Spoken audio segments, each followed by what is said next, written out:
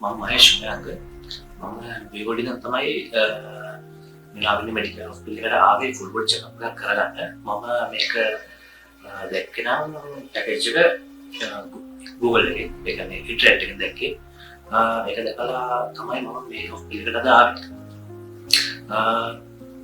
ඒත් full body check-up එකේ package එක තිබ්බනම් දැන් සාමාන්‍යයෙන් රටේ පරිස්සම සාමාන්‍යයෙන් එකට තිබ්බේ. රුපියල් 30000 ගානක් තමයි තිබ්බේ. උදේ සාමාන්‍යයෙන් 7ට කියන්නේ පැය 12ක් ෆාස්ටිං කරලා මම උදේ 7ට ආවා. මේ වෙලාව වෙනකන් නම් ඒ කාර්ය මණ්ඩලය ડોක්ටර්ස්ලා එහෙම සාමාන්‍ය හොඳට චෙක් කරා. එක්ස්රේ ගත්තා, තව බ්ලඩ් ගත්තා, කියන්නේ ඇස් පරීක්ෂා කරා. ඒ දේවල් කරා දෙන්න පැය 12ක් සාමාන්‍යයෙන් මේක කරනවා කියලා කිව්වා. දැන් වලට වඩා නම් ඒ කියන්නේ වෙන හොස්පිටල් වලට වඩා එහෙම බැලුවොත් එහෙනම් සාමාන්‍යයෙන් මට සැටිස්ෆයි. දැනට තව පැය 4ක් තියෙනවා කරන්න. ඒක රිපෝට්ස් එකක් ගන්න තියෙනවා, තව යුනිට් ටෙස්ට් එකක් ගන්න තියෙනවා.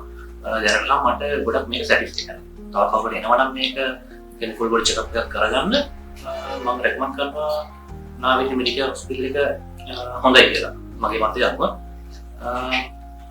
කවුරු හරි තව ඔයාලා එනවා නම් කවුරු හරි මේ හොස්පිටල් එක නාවිනි මෙඩිකල් මහා නාවිනි මෙඩිකල් එකට එන්න කියලා මම ආරාධනා කරනවා. ස්තුතියි.